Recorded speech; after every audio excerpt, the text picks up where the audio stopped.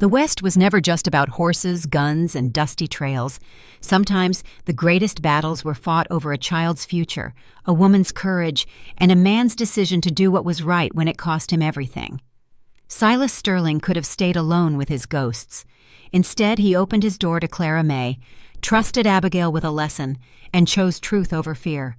This is a story of water, land, loss, love, and the kind of courage that does not shout, but stands firm.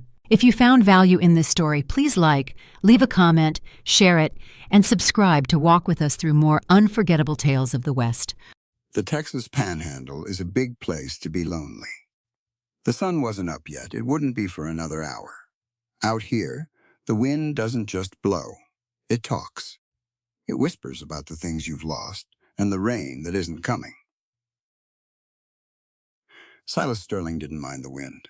He was used to the silence it carried. He stood by the north fence, a hammer in his hand. The cedar post was split. It had been split for a week. He hit the nail. Once, twice. The sound echoed across the flats like a gunshot. It was the only rhythm he had left. He moved toward the barn. His boots crunched on the dry earth. He didn't carry a Colt on his hip anymore. He'd left that life in a grave 7 years ago. But his eyes were still a marshal's eyes. They saw the shift in the shadows. They saw the way the barn door sat open, just an inch too wide. He stepped inside. The air smelled of old hay and dry dust. "I know you're there," Silas said. His voice was low, like gravel rolling in a pan. "And I know you're hungry." A rustle came from the corner. From behind a stack of winter rye, a small head popped up. Dirt-streaked face, blue eyes that looked too big for such a small frame. It was a girl. She couldn't have been more than 9. She didn't run. She didn't cry. She just watched him. "You're the man with the red barn," the girl said. Her voice was thin, but it didn't shake. "Mama said you used to be a good man." Silas leaned against a support beam. He didn't move closer. He knew about wild things. "Your mama said used to be?" "She said it like it was a question," the girl replied, "not a fact." "What's your name?" "Child, Clara May." "Well, Clara May, your mama didn't tell you to break into people's barns, did she? She told me to find a place where the fences were tight. She said a man who keeps a fence that tight is either hiding gold or a broken heart. Gold don't cry at night, mister. So I figured I was safe." Silas felt a sting in his chest. It was a familiar pain. He reached into his pocket and pulled out a piece of dried beef. He walked over and set it on the edge of the rye crate. He stepped back. He gave her the space she needed. She grabbed the meat. She ate it in 3 bites. She looked like she hadn't seen a meal since the moon was full. Silas watched her. He saw the way she tried to smooth down her torn dress. He saw her try to sit up straighter, even though her knees were knocking together from the cold. He realized she was ashamed of her state. "Listen to me, Clara May," Silas said. He made sure his voice was clear. He wanted her to hear every word. "I'm going to tell you something that most people won't. They'll look at that dirt on your face and those holes in your shoes, and they'll think they can treat you like a stray dog.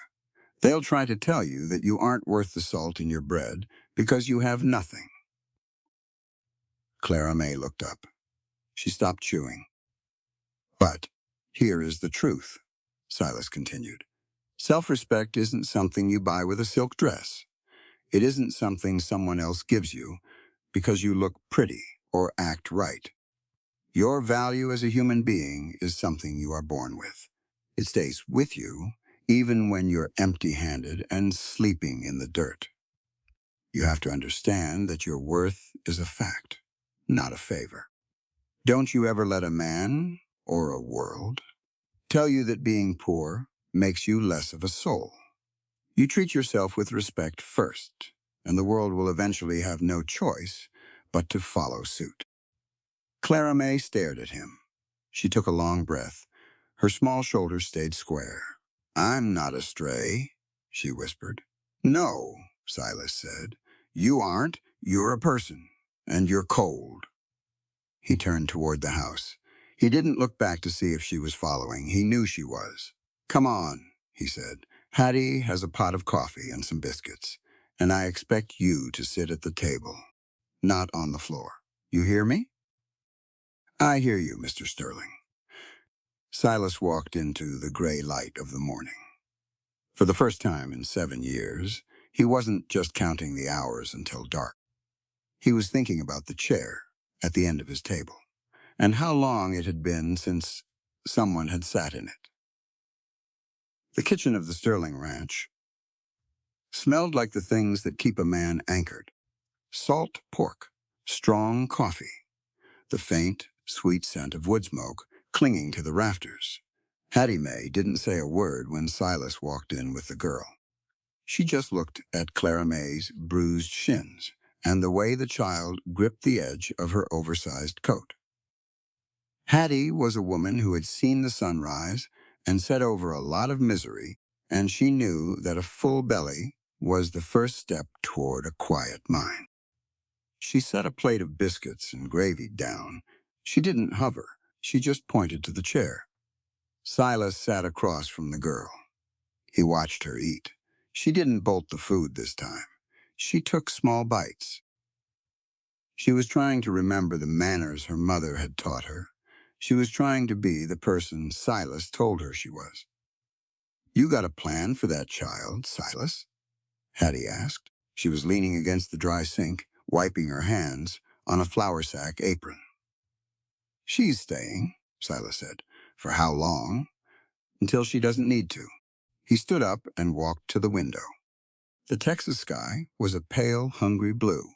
Out there, the land didn't care if you lived or died. It just waited. Then he saw it. A plume of dust on the road from Redemption Creek. It wasn't a rider. It was a buggy. A light, city-made thing that had no business on the rutted tracks of the Panhandle. It moved slow, careful, like a cat stepping through wet grass. "Company," Silas muttered. He didn't go for his gun. He went for his hat. He stepped out onto the porch and leaned against the railing. He waited. He was good at waiting. It was a skill he'd honed in the years since Martha and Jed were gone. The buggy pulled into the yard. The horse was a bay, well-groomed and tired. The driver was a man Silas recognized. Gerald Fitch, a lawyer from town, who smelled like ink and expensive tobacco. But it was the woman sitting next to him who held the light. She was dressed in black.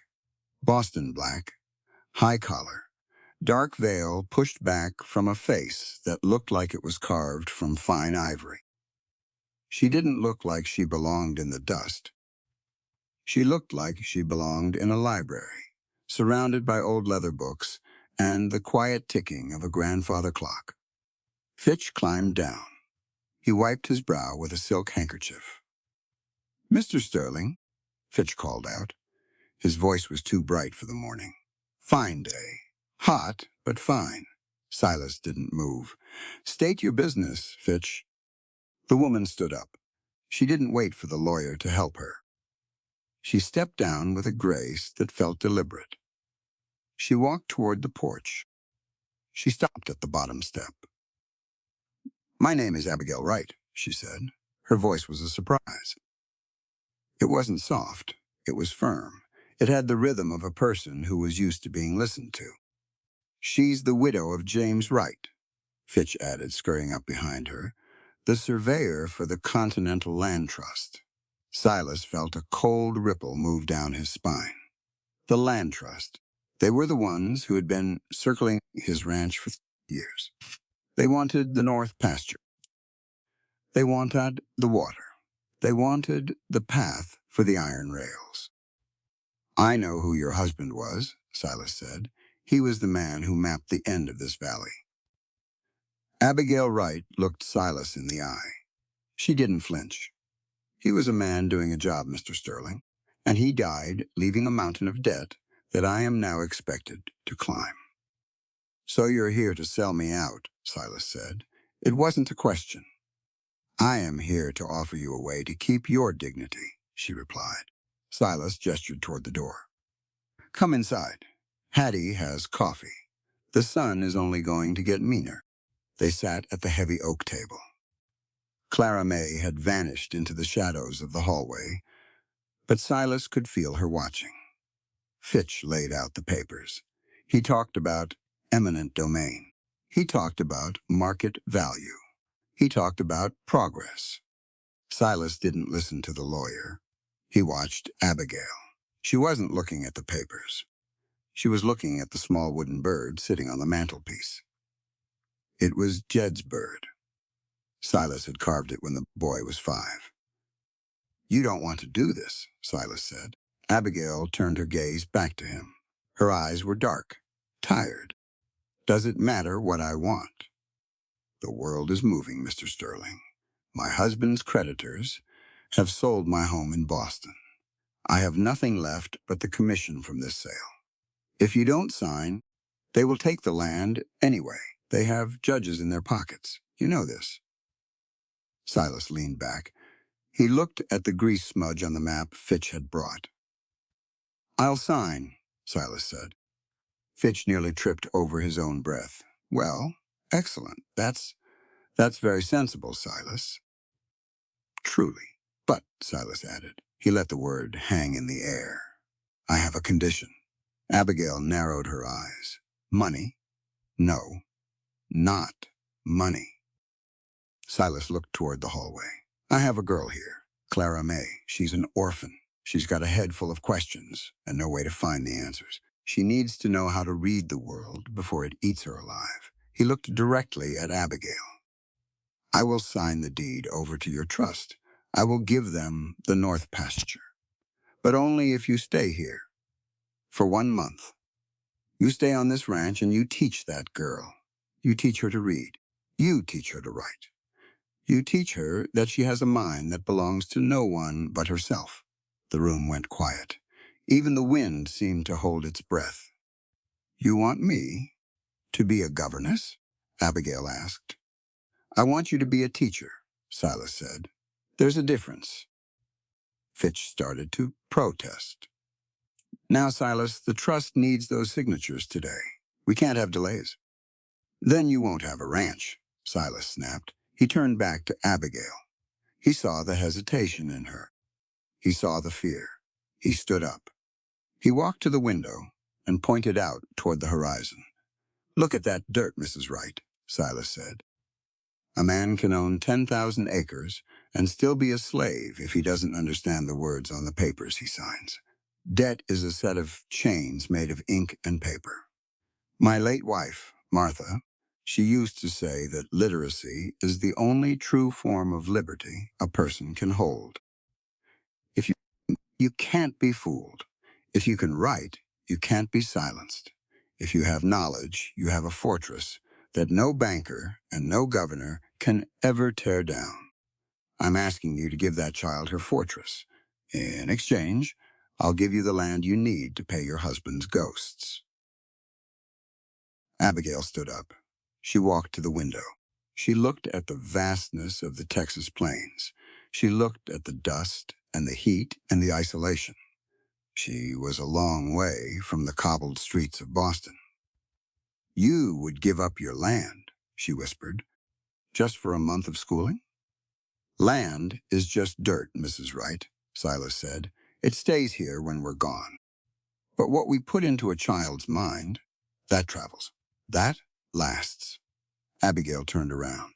She looked at Clara May, who had peeked around the corner of the door. The girl's eyes were wide, hopeful, terrified. 1 month, Abigail said. 1 month, Silas echoed. Fitch looked like he wanted to scream. This is highly irregular. The board will not be pleased. The board isn't standing on my porch, Silas said. He picked up a pen. It felt heavy in his hand. He signed his name at the bottom of the document. Silas Sterling. It looked like a scar on the white paper. He handed the pen to Abigail. Your turn, he said. You're signing a contract, too. Not for land, for a life. Abigail took the pen. Her hand didn't shake. She signed her name. Fitch, get out, Silas said. The lawyer didn't argue. He took the papers, tipped his hat, and fled toward his buggy. He couldn't get away from the quiet of the ranch fast enough. Abigail remained standing by the table. She looked at Silas. She looked at the bird on the mantel. Where do I sleep? She asked. Martha's room, Silas said. Hattie will show you. We eat at 6. We work at dawn. He walked out onto the porch. He sat in his chair. He watched the dust of Fitch's buggy disappear. He had sold his land. He had let the railroad in. He had invited a stranger into his house. He took a deep breath. The air felt different. It didn't taste like ghosts anymore. It tasted like a storm. Behind him, he heard the soft sound of a book being opened. He heard Abigail's voice, clear and steady. A is for apple, she said. A is for apple, Clara May repeated. Silas closed his eyes. He didn't know what the trust would do. He didn't know what Governor Thorne would say when he heard about the delay. But he knew one thing. For the first time in 7 years, he had done something that mattered. The sun climbed higher. The shadows got shorter. The Sterling Ranch stood silent. But inside, a world was being built, one letter at a time. Silas reached into his pocket and pulled out a small, smooth stone. He rubbed it between his thumb and forefinger. It was a habit from the old days. From the days when he was a marshal, looking for the truth in a land of lies, he realized he was smiling. It felt strange on his face. He looked toward the north pasture. The iron rails would come. The fire would smoke. The world would change. But for 30 days, the wind would have to compete with the sound of a teacher's voice. And Silas decided that was worth every acre he owned. He stood up. He had work to do. He had a fence to fix.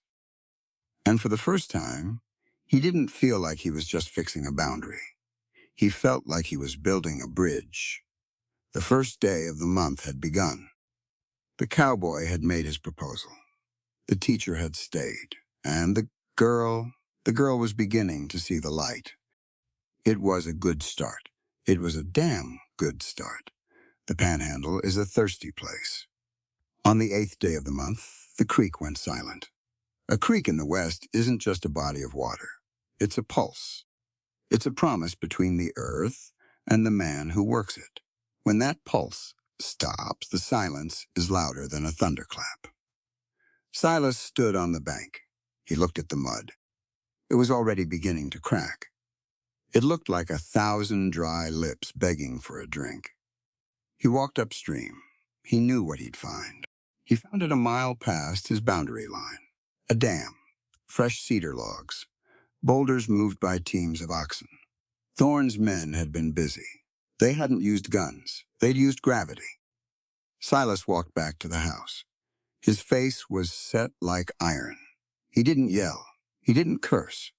He just went to the shed and pulled out the old post-hole diggers and a heavy-duty shovel. Clara May was on the porch. She was holding a slate board. Abby was standing over her, pointing at a string of letters. They both looked up when Silas dropped the tools in the dust. The clang echoed off the barn. "The water's gone," Silas said. Abigail stepped to the edge of the porch. She looked at the dry bed of the creek. She looked at the heat shimmers dancing over the north pasture. How? It rained 3 days ago. "Thorne," Silas said. "He's choking the land. He figures if he can't buy me out of my house, he'll thirst me out of it." Clara May stood up. She looked scared. "Will the cows die, Mr. Sterling?" Silas knelt down. He looked the girl straight in the eye.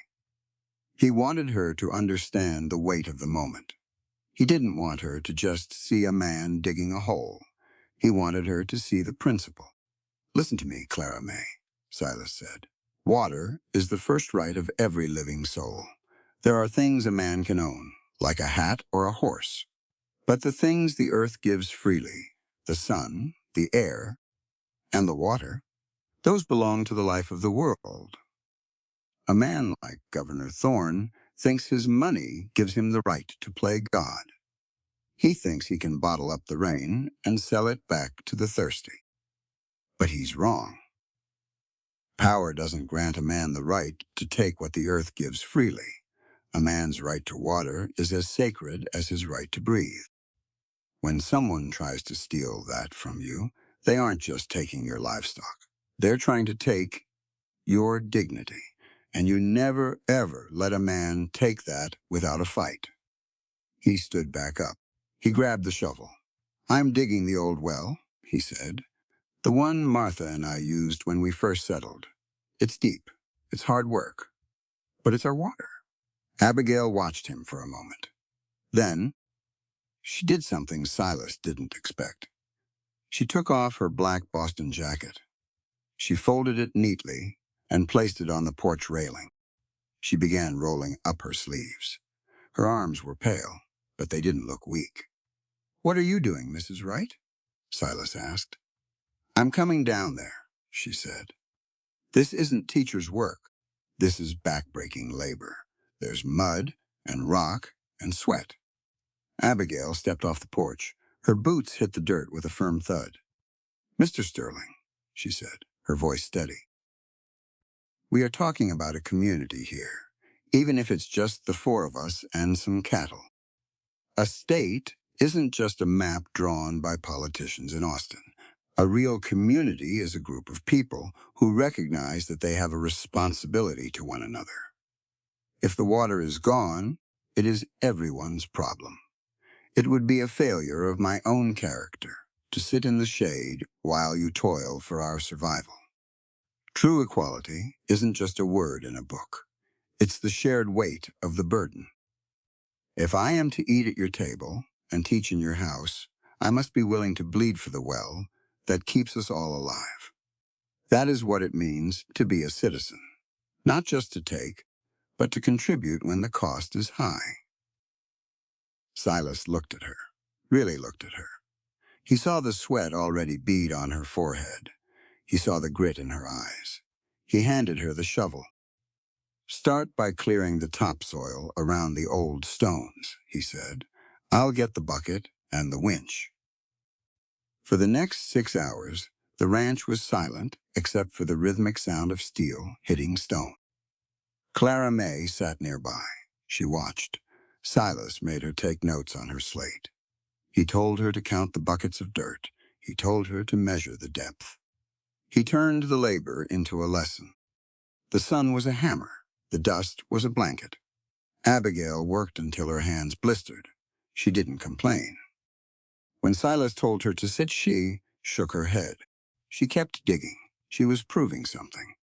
Not to Silas, but to herself.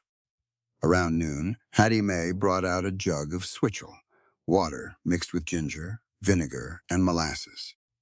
It was an old farmer's drink. It cut the thirst better than anything else. They sat on the edge of the pit. Their faces were smeared with dark Texas loam. "Why does he want it so bad?" Abigail asked. She was looking toward the north pasture. "The railroad could go around. It's only a few miles." "Efficiency," Silas said. "Thorne doesn't see a landscape. He sees a ledger. A straight line is cheaper than a curve. To a man like him, a straight line is worth more than a family's history. He thinks progress is a tally of miles, not a tally of happy homes." He looked at Abigail. "He thinks he's civilizing the West," Silas said, "but you can't build a civilization on a foundation of theft. You can't call it progresses if you have to break a man's spirit to achieve it. Real progress is the advancement of the human condition. It's making life better for the many, not just more profitable for the few. If a railroad brings fire and iron, but leaves behind a trail of broken people, then it isn't progress at all. It's just a faster way to be cruel." Abigail nodded. She looked at Clara May. "Do you hear that, Clara May?" Abigail asked. "Yes, ma'am." the girl said. Write this down, Abigail said. A government is only as good as the way it treats the people who have the least. If the law only protects the man with the gold, then it isn't a law, it's a weapon. We must always demand that our leaders see the person, not just the profit. That is the civic duty of every person who can read and write, to speak for the silent. Clara May's chalk scratched across the slate. They went back to the hole. The sun began to dip. The shadows stretched out like long fingers reaching for the house. Suddenly, Silas's shovel hit something that didn't sound like rock. It was a hollow, thudding sound. He dropped to his knees and began clearing the dirt with his hands. Abigail leaned over the edge. What is it? Silas pulled a piece of rotted wood from the muck. Underneath it was a rusted iron grate. The old cap, Silas said. Martha and I covered it when the creek started flowing year-round back in '68. We thought we'd never need it again. He pried the grate loose. He leaned into the darkness. A moment later, a sound rose from the depths. It wasn't loud. It was a soft, gurgling sigh. The smell hit them next. Cold, damp. The smell of the earth's hidden blood. Water, Clara May whispered. Silas lowered the bucket. He let the winch spin. Splash! He hauled it back up. The rope was heavy. His muscles strained. When the bucket reached the surface, it was brimming with liquid crystal. It was dark, cold, and perfect. Silas took a dipper and filled it. He handed it to Abigail first. She drank. She closed her eyes. A drop of water ran down her chin, leaving a clean trail through the dust on her skin. It's the best thing I've ever tasted, she said. Silas took a drink. Then he gave some to Clara May. They stood around the well. 3 people covered in dirt, standing in the middle of a thirsty land. Thorn can dam the creek, Silas said. He can buy the judges. He can lay his tracks. But he can't stop the water that runs deep. He looked at Abigail. You did a day's work, Mrs. Wright, Silas said. I did a neighbor's work, she corrected. Silas looked toward the road. He saw a rider in the distance, a man on a tall horse, watching them from the ridge. It was one of Thorn's scouts. The man sat there for a long time, watching the 3 of them stand by their new well. Then the rider turned his horse and vanished. He'll go tell the governor, Abigail said. Let him, Silas said. Let him tell Thorn that he forgot one thing. He forgot that the people who belong to the land will always work harder than the people who just want to own it. There is a dignity in labor that a man with a checkbook will never understand. When you sweat for your life, you own a piece of the world that no deed can ever describe. We didn't just find water today, Clara May. We found our resolve. And that's a well that never runs dry. Hattie Mae called them from the porch. Supper was ready. As they walked back to the house, Silas looked at Abigail. She was limping slightly. Her hands were raw, but she was walking tall. He realized he wasn't looking at a Boston widow anymore. He was looking at a woman who had tasted the dirt of the panhandle and decided she liked the flavor of the struggle. The month was moving. The lessons were being learned. And Silas Sterling realized that, for the first time in 7 years, he wasn't fighting for what was gone. He was fighting for what was right in front of him. He looked at the small wooden bird on the mantel through the window.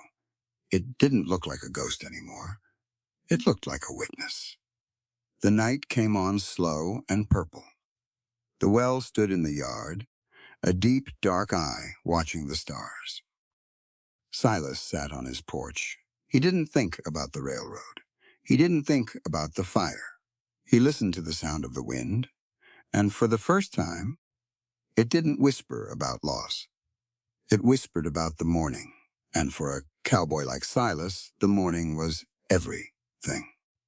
The dust had a way of settling on everything. It sat on the windowsill. It turned the black of Abby's dress into a dull, tired gray. It even got into the books. 2 weeks into the month, the rhythm of the ranch had changed. It wasn't just Silas and his ghosts anymore. There was the scratching of chalk on slate. There was the sound of a young girl's voice reciting the names of the presidents. There was the rustle of a woman's skirt as she moved from the kitchen to the porch. Silas found himself lingering near the house more than he used to. He told himself he was just checking the foundation or fixing a loose floorboard. But the truth was simpler. He liked the sound of the world waking up. One Tuesday afternoon, the heat was so thick you could almost chew it. Silas was in the barn, oiling a saddle. The leather was old. It was stiff from years of disuse. It was Jed's first saddle. Small, sturdy, a piece of the past that Silas hadn't been able to throw away. Clara May appeared in the doorway. The light from the sun was behind her, making her silhouette look thin and fragile. She walked over and sat on an upturned bucket. She watched his hands. Silas worked the oil into the fender. He did it with the same slow, steady pressure he used for everything. "Does it hurt the leather?" Clara May asked. "No," Silas said. "It saves it. Dry things break. Oiled things bend. You have to take care of the tools that take care of you." He stopped and looked at her. She looked troubled. Her brow was furrowed in that way she had when a math problem didn't add up right. "Mr. Sterling," she said, "Mrs. Wright told me today that history is just a collection of stories. She said some stories get told and some get buried. I don't think I like that. I want to know the true things." Silas set the rag down. He leaned back against the stall door. He knew this was a moment where a child's mind was looking for a rail to hold on to. "Abby's right, Clara May," Silas said. "History isn't just a list of dates and battles. It's a choice. Usually, the people with the loudest voices and the biggest guns are the ones who get to write the books. They write themselves as the heroes and everyone else as the scenery. But you have to understand something. If you don't learn to read, write, and tell your own story, you'll be forced to live inside someone else's version of it. The truth isn't what's written on a monument. The truth is what happened in the quiet places to the people who were just trying to survive. Your duty as a person is to be a witness to your own life. Don't let anyone else tell you who you are or where you came from.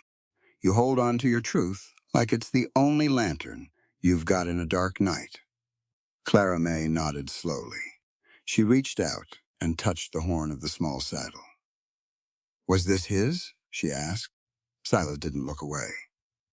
"It was. His name was Jed. He was about your age." "Do you still miss him?" "Every time I draw a breath," Silas said. He didn't say it with a sob. He said it like he was describing the weather. "I miss my mama," Clara May whispered. "Sometimes I forget the sound of her voice. Then I get scared. I feel like I'm losing her all over again." Silas moved. He sat down on the dirt floor next to her. He didn't care about the dust. "Listen to me," Silas said. "Grief is a heavy pack to carry. When it's fresh, it's so heavy you think it'll snap your spine. You think the world should stop spinning because your heart has stopped beating. But here is the lesson they don't tell you in school. You don't ever get over losing someone you love. You just get stronger. The weight stays the same, but your back gets broader. And a scar, Clara May, a scar isn't a sign of weakness. It's a map of where you've been and a promise that you can survive the trip. Every time you remember your mama, even if it hurts, you're honoring her life. You're proving that love is stronger than the grave. Don't be afraid of the hurting. It's just the price we pay for having something worth losing." Clara May leaned her head against his shoulder. Silas didn't pull away. He felt like a man who had been out in the cold for a decade, and he was finally standing near a small, flickering fire. Later that evening, the three of them sat on the porch. The sun was gone, leaving behind a streak of burnt orange on the horizon. Abigail was grading papers by the light of a kerosene lamp. The flame flickered in the evening breeze. Silas was whittling a piece of cedar. "She's a fast learner, Silas," Abigail said. "She has a hunger for it. She's had to hunt for everything her whole life," Silas said. "Knowledge is the first thing she hasn't had to kill to get." Abigail set her pen down. She looked at the dark silhouette of the barn. "I've been thinking about what you said. About the land," she said. "I used to think that being a teacher was about the curriculum, the facts, the grammar. But being out here, seeing the way you fight for this ranch, I realize I was wrong." Silas stopped whittling. He looked at her. "What do you think it's about now?" he asked. "It's about inheritance," Abigail said. "We spend our lives building things. Fences, houses, wealth. We think that's what we leave behind. But a real inheritance isn't something you can put in a bank or fence in with wire. It's the values you plant in the people who come after you. If I teach Clara May how to think, I've given her something that can never be taxed or stolen. If you show her how to stand her ground, you've given her a spine of iron. We have a moral obligation to pass on the best of ourselves, not just the stuff we've accumulated. A legacy is measured in character, not in acres. That is the true work of an adult, to ensure the next generation is better equipped to handle the world than we were." Silas nodded. "I didn't think teachers talked like that in Boston." "They don't," Abigail admitted. "Boston is about tradition. It's about looking backward. Out here, everyone is looking forward. Because if you look back for too long, the trail disappears." She looked at Silas. There was a question in her eyes, one she hadn't asked yet. "Silas," she said softly, "the month is half over. Fitch has been to the house twice while you were out on the range. He's impatient. Thorne is impatient." "I know," Silas said. "What happens when the month ends?" Silas looked out at the north pasture. He thought about the iron rails. He thought about the contract he had signed. "I gave my word," Silas said. "And that is the final lesson for today. A man's word is the only currency he truly owns. You can lose your money. You can lose your home. You can even lose your health. But if you keep your word, you keep your soul. If you break it, you're just an empty shell walking around in boots. I promised to sell the land if you stayed. You stayed, so the land will go. But Thorne is going to find out that buying a piece of earth doesn't mean he bought the people on it. He's going to find out that a man with a clear conscience is the most dangerous thing in the world because he has nothing left to fear." Abigail watched him. She saw the set of his jaw. She saw the way his hands, scarred and rough, held the cedar wood with a strange kind of tenderness. "You're a good man, Silas Sterling," she said. "I'm a man who's tired of being quiet," he replied. Clara May came out of the house. She was wearing a nightshirt that was a little too big. She had a book in her hand. "Will you read to me, Mrs. Wright?" she asked. Abigail smiled. "Of course. Come here." Clara May climbed into Abigail's lap. Silas moved his chair a little closer to the lamp. Abigail began to read. It was a story about a journey, about people crossing an ocean to find a new world. Her voice was like a calm river. It flowed over the porch. It moved out into the darkness. Silas went back to his whittling. He wasn't making a bird this time. He was making a small wooden horse for Clara May. He realized that for 7 years, he had been a man waiting for the end. He had been a man who thought his story was over. The Texas wind picked up. It rattled the tin roof. It whistled through the eaves.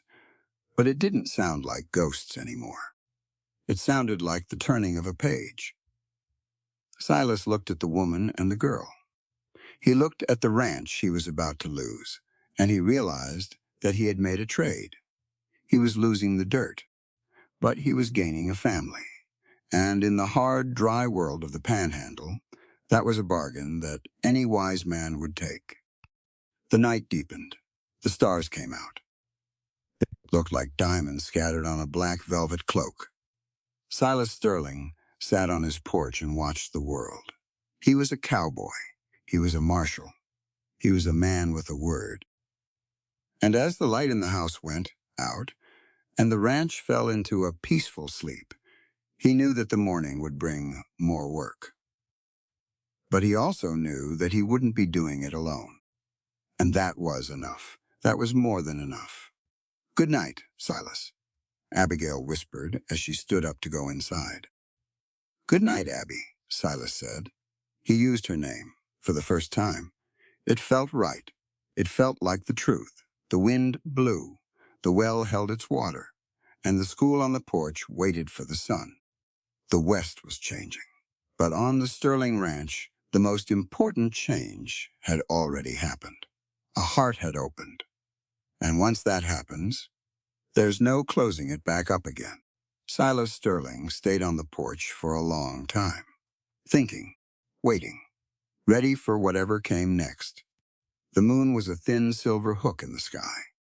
It didn't give much light, just enough to see the shapes of things, the dark bulk of the barn, the long, white line of the fence. Silas was on the porch. He was sitting in the dark. He wasn't whittling. He was just listening to the night breathe. He'd spent 7 years listening to the night, and usually it told him stories he'd rather not hear. It told him about smoke. It told him about the smell of scorched cedar. The screen door creaked. It was a small sound, but in the quiet, it sounded like a gunshot. Abby stepped out. She was wearing a heavy shawl over her nightdress. She had a thick envelope in her hand. She sat down in the chair next to him. She didn't say anything for a long time. She just looked at the envelope. "I found it," she said. Her voice was thin, brittle. "In the bottom of James's trunk. I've had that trunk for 8 months. I never looked. I didn't want to see what he'd left behind." Silas didn't move. "What is it?" "A journal," she said, "and a map. But not the kind he made for the trust. This is a map of the things they did. The things Thorne did." She looked at Silas. Her eyes were bright in the moonlight. "James wasn't a bad man, Silas," she said. "He was a scared man. He saw what Thorne was doing. He saw the accidents that happened to the families who wouldn't sell. He kept a record. He called it his insurance. But he died before he could use it. Or maybe he was just waiting for someone he could trust." Silas felt a coldness in his gut. It wasn't the wind. It was the feeling of a ghost reaching out of the dirt. "He mentions your ranch, Silas," Abby continued. "November 1871. He wrote about a man named Cray. He said Cray was Thorne's right hand, the one who carried the matches." Silas stood up. His knees popped. He walked to the edge of the porch and gripped the railing. He gripped it so hard the wood groaned. "Where?" Silas asked. "James wrote that he stole the original contract," Abby whispered. "The one Thorne signed with Cray. He knew Thorne would come for his things. So he hid it. He hid it in the one place he knew Thorne would never look. He hid it in your wife's garden. Right here, on this ranch." Silas turned around. "Martha's garden? He was never here. I never saw him." "He was here," Abby said, "before you came back from that final hunt. He stayed in town for a week. He scouted the land. He knew about the garden because it was the only place on this ranch that was green. He figured a man who loved his wife that much would never let anyone dig there. He figured it was the safest vault in Texas. Silas grabbed a lantern. He didn't say another word. He headed down the steps. Abby followed him. They walked past the well, past the barn. They went to the eastern side of the house. There was a small patch of land surrounded by a low stone wall. It was overgrown with weeds and brambles. Silas hadn't set foot in it in 7 years. He couldn't. He kicked the gate open. The hinges screamed. He held the lantern low. He saw the remains of the rose bushes. They were twisted and dry, like old bones. He said it was near the stone marker, Abby said, the one with the M on it. Silas found the stone. It was a smooth river rock. Martha had brought it from the creek because she liked the shape. He knelt down. He didn't use a shovel. He used his hands. He tore at the weeds. He dug into the cold, black earth. His fingernails bled. He didn't care. He dug until he hit something hard, something metallic. He pulled it out. It was a tin tobacco box. It was rusted shut. He used his pocket knife to pry the lid open. Inside was a sheaf of papers, burlap wrapped and dry. Silas sat back on his heels. He opened the first paper. It was a letter, dated November 14, 1871. It was addressed to a man named Arthur Cray. It was signed by Douglas Whitmore Thorne. The Sterling Ranch is the key. Remove the obstacle. The fire will be seen as an act of God. The tracks must run straight. Silas felt the world tilt. He looked at the paper. He looked at the names. 7 years of silence. 7 years of blaming himself for being away. 7 years of thinking God had turned his back. And it was just a man with a pen and a greedy heart. He handed the paper to Abby. She read it by the lantern light. She started to cry, soft, quiet tears that left tracks in the dust on her face.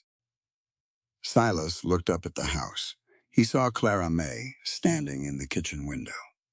She was watching them. Her small face was pressed against the glass. He stood up. He walked back to the house. Abby followed him.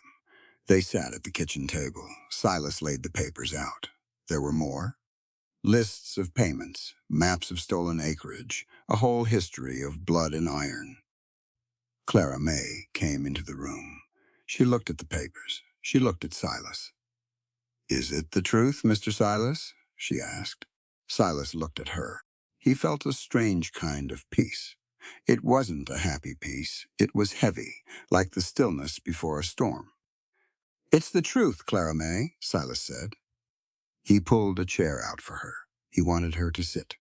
He wanted her to listen. "Look at these papers," Silas said. "This is why we learn to read. This is why we learn to keep records. You see, Clara May, the world is full of people who think that if they can hide their deeds, those deeds never happened. They think that if they have enough money and enough power, they can rewrite the past. But here's the lesson you must never forget. Truth is like a mountain. You can try to build a road over it, or dig a tunnel through it, or even try to blast it away with dynamite. But the mountain stays. It doesn't care if you're a governor or a beggar. It waits." He tapped the paper with Thorne's signature. "But here is the hard part," Silas continued. "The truth is only as strong as the people who are willing to carry it. An unspoken truth is just a ghost. It haunts the hallways and it keeps you awake at night. But a spoken truth, that's a reckoning. When you hold a piece of evidence like this, you aren't just holding paper. You're holding a responsibility. You have a duty to the people who can't speak for themselves anymore. You have a duty to the dead to make sure their story is told right. If we stay quiet, we're helping Thorne hide his matches. If we speak, we're honoring the lives that were taken. That is the highest form of justice, the refusal to let a lie be the final word." Clara May reached out and touched the rusted tin box. "Will Thorne go to jail?" "I don't know," Silas said. The law is a complicated machine. Sometimes it works for the righteous. Sometimes it's just a tool for the wicked. But whether he goes to jail or not, he'll know. He'll know that the dirt didn't stay on his secrets. He'll know that a cowboy and a teacher and a little girl found him out. And that, Clara May, is a kind of prison all its own. Abigail looked at Silas. What do we do now? We have 2 weeks left. Fitch will be here in the morning for the progress report. Silas looked at the papers. He thought about his word. He thought about the contract. I signed a deal, Silas said, and that brings us to the next lesson. Character isn't what you do when things are easy. It's what you do when you find out you've been cheated. I gave my word to sell this land. I will keep that word because I am Silas Sterling, and my name has to mean something. But Thorne gave his word to the people of Texas that he was bringing progress. He lied. He broke his contract with the living and the dead. My word is my bond, but his word is a cage. We're going to let him step into that cage. We're going to let him think he's won, and when he's standing on this porch, ready to take the deed, we're going to hand him the truth instead. Silas stood up. He felt lighter than he had in years. The ghosts were still there. They always would be. But they weren't screaming anymore. They were just waiting. Go back to bed, Silas said to Clara May. We have school tomorrow. You need to learn how to write a letter to a United States Marshal. Clara May smiled. It was a small, fierce smile. I'll use my best handwriting, Mr. Silas. You do that, he said. As the girl went back to her room, Abby looked at the journal. James was so afraid, she said. He thought this would kill him. It probably did, Silas said. Fear is a slow poison, Abby. It makes a man hide when he should stand. It makes him lie when he should speak. But James Wright did one brave thing. He left a trail. He trusted that someone, someday, would be looking for the light. He wasn't a perfect man, but he was an honest witness in the end. And that's all any of us can hope to be. We have a responsibility to be brave enough to leave a trail for the people who come after us, even if we're scared while we're doing it. Courage isn't the absence of fear. It's doing the right thing while your knees are shaking. Silas walked to the window. The silver moon was setting. The sky was turning a deep, bruised purple. The dawn was coming. He thought about Martha's garden. He thought about the rose bushes. He realized he wasn't afraid to go back in there anymore. He had dug up the pain. He had found the truth in the roots. In the morning, Silas said, I'm going to clear out those weeds. I'm going to prune those roses. I think it's time things started growing again on this ranch. Abigail stood up and walked to his side. She looked out at the dark horizon. I'll help you, she said. Silas nodded. I know you will. The house went quiet. The lantern flickered and died. But out in the yard, the new well held the water. And in the kitchen, the truth sat on the table. Silas Sterling sat in the dark and waited for the sun.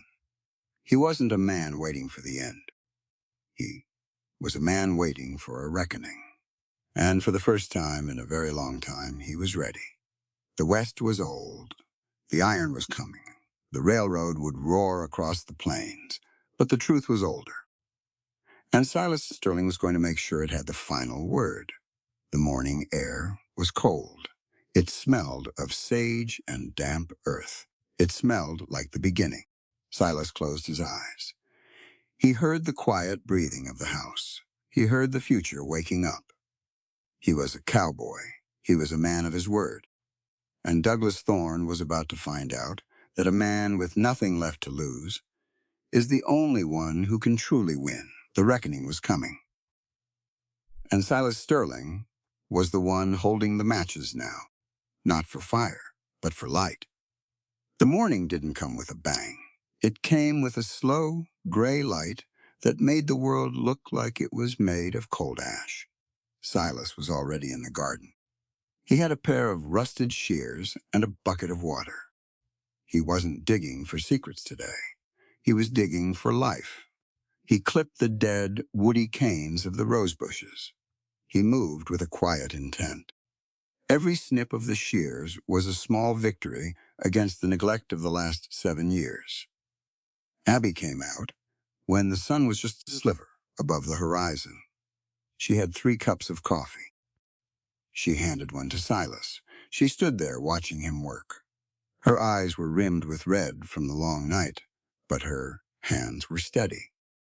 "The garden looks different," she said. "It's breathing," Silas replied. He stood up and wiped his brow. He looked at the house. Then he looked at the road. "He'll be here today," Silas said. "Thorn. He won't send the monkey when the cage is about to open. He'll come himself to see the look on my face." Abby nodded. She sipped her coffee. "We're ready." "Are we?" Silas asked.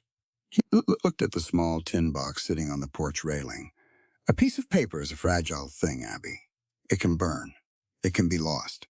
It can be ignored by a judge who's had his palm greased." He turned to her.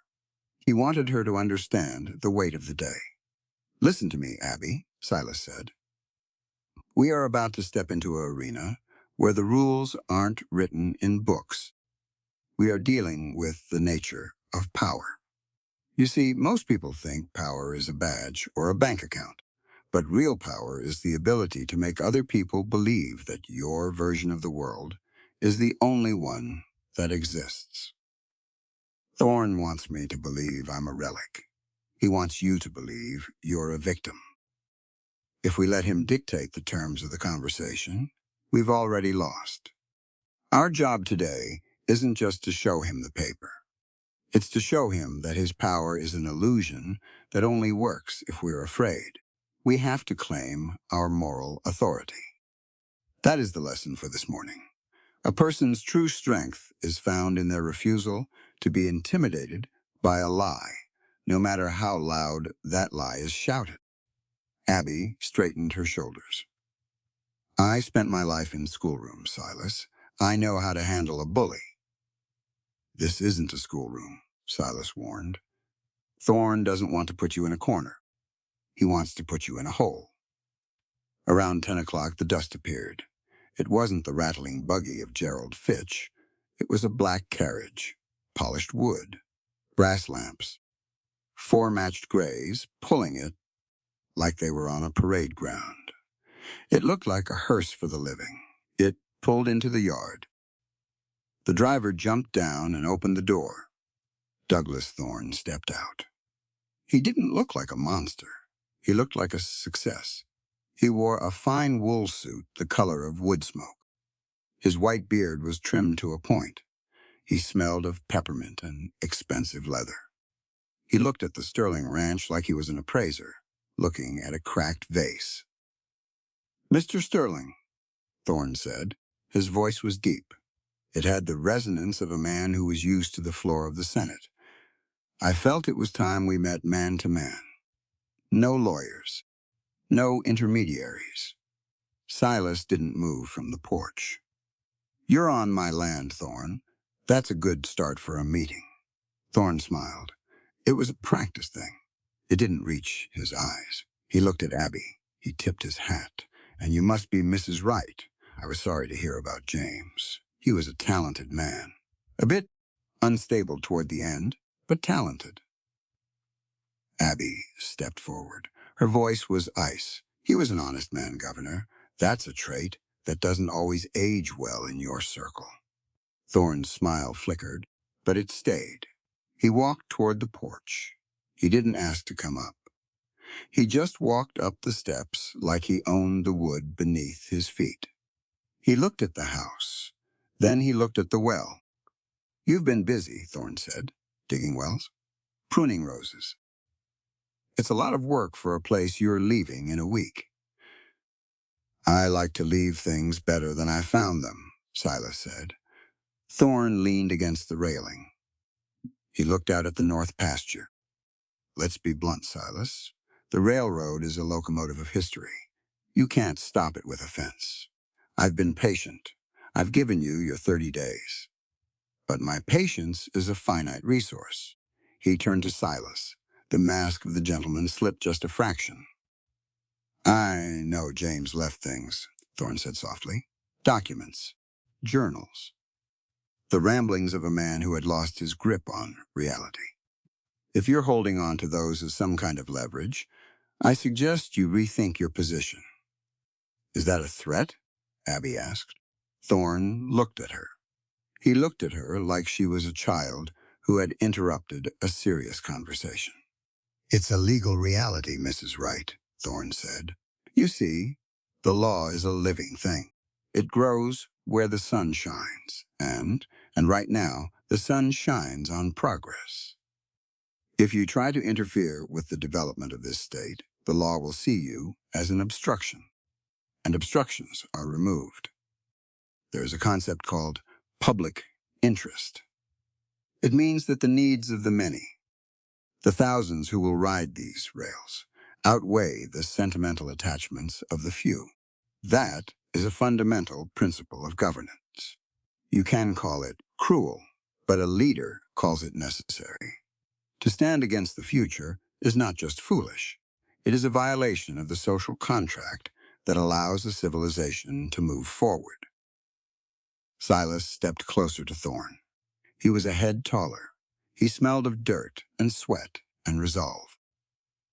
You talk a lot about the law, Thorne, Silas said, but you're confusing the law with the rules. The rules are what you and your friends write down in Austin over a bottle of whiskey. They change with the wind. But the real law, is the shared understanding that we don't kill, we don't steal, and we don't burn a man's life down to save a few miles of track. That is the foundation of a free society. When you break that foundation, you aren't building a civilization. You're building a prison. And you're the one sitting in the middle of it, terrified that someone is going to find the key. You think you're moving us forward, but you're just dragging us back to a time when might made right. That isn't progress. That's just a shiny version of savagery. Thorne's face turned the color of a bruised plum. He looked at the tin box on the railing. Give me the box, Sterling, Thorne said, and I'll make sure the girl stays here. I'll make sure the county doesn't decide. This ranch is an unfit environment for an orphan. I have the power to make her disappear into an institution. Or I have the power to let her stay. It's your choice. Clara May stepped out of the house then. She had been listening. She looked at Thorne. She didn't look like a victim. She looked like a witness. I'm not afraid of you, Clara May said. Thorne laughed. It was a dry, rattling sound.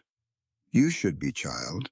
The world is a cold place for little girls who don't have protectors. Silas put his hand on Clara May's shoulder. He felt her trembling, but she didn't move. She has protectors, Silas said. Thorne straightened his suit. He looked at the three of them. He saw the defiance. He saw the truth sitting there in the light. You have 1 week, Thorne said. At the end of that week, I will have the deed, and I will have those papers. If I don't, I will use every instrument of the state to crush this ranch into the dust. I will declare this land a hazard. I will have the sheriff remove you by force. And the girl will be a ward of the state by sunset. He turned and walked down the steps. He didn't look back. He got into his carriage. The driver snapped the whip. The 4 grays surged forward, kicking up a cloud of choking dust that hung in the air long after they were gone. The yard went quiet. The only sound was the wind rattling the tin roof. Abby sat down on the porch steps. She put her head in her hands. He can do it, Silas. He can take her. He has the judges. He has the sheriff. Silas knelt down in front of her. He took her hands. They were cold. He can try, Silas said. He looked at Clara May. She was holding her slate. "Clara May," Silas said, "today you saw how a man uses fear as a leash. Thorne wants us to believe that his power is absolute. He wants us to believe that the law is whatever he says it is. But here is the most important lesson of your life. Courage is not the absence of fear. It is the realization that there is something more important than fear. Our integrity is more important. Your safety is more important. The truth about Jed and Martha is more important. When a man threatens you, he is revealing his own weakness. He wouldn't need to threaten us if he wasn't terrified of what we hold. We are going to stand our ground because if we don't, we are teaching the world that bullies win. And that is a lesson we will never, ever give them." Clara May nodded. She wiped a tear from her cheek. "I want to write the letter now, Mr. Silas." Go ahead," Silas said. Abby looked up. "To the marshal, Silas said, "and to the newspapers in Houston, and to the governor's rivals in the capital. We aren't going to hide this truth in a garden anymore. We're going to plant it in the middle of the town square." He stood up and looked out at the north pasture. He saw the stakes the surveyors had driven into the earth. They looked like teeth. "We have 7 days," Silas said. "What are we going to do?" Abby asked. "We're going to be a community," Silas said. "A community isn't just people living near each other. It's a group of people who refuse to let one of their own be hunted. I'm going into town. I'm going to talk to the others. Thorne has squeezed. I'm going to talk to the men who lost their water and the women who lost their peace. Thorne thinks we're just isolated targets. He thinks we're easy pickings because we're alone. But when people realize they have a shared enemy and a shared truth, they become something a man like Thorne can't handle. They become a movement, and a movement is the only thing in this world that can stop a locomotive." Silas went to the barn. He began to cinch the saddle on his horse. His movements were certain. Abby followed him. She stood in the doorway of the barn. "Be careful, Silas. He'll have men watching." "Let them watch," Silas said. "I want them to see what a free man looks like when he's finished being quiet." He swung up into the saddle. He looked down at her. "Keep the door locked," Silas said, "and keep teaching that girl. Thorne wants her ignorant and scared. You make her smart and brave. That's the best defense we've got." Abby reached out and touched his stirrup. "I will," he said. Silas rode out of the yard. He didn't look at the dry creek. He didn't look at the surveyor's stakes. He looked at the horizon. The dark night was here. The shadows were long and deep. But Silas Sterling wasn't a man who feared the dark anymore. He had found the light in the roots of a rose bush, and he was going to carry that light until the sun came up. He rode toward Redemption Creek, toward the reckoning, toward the end of the month. He was a cowboy. He was a man of his word, and for the first time in 7 years, he was a man who knew exactly what he was living for. The dust rose behind him. The ranch faded into the distance. But the truth stayed. It was sitting on the kitchen table. It was written on a slate board. It was growing in a pruned garden. And Silas Sterling knew that no matter how fast Thorne's carriage moved, it couldn't outrun the morning. But the well was full, and Spirit was ready. Silas spurred his horse. The wind was in his face. It felt like freedom.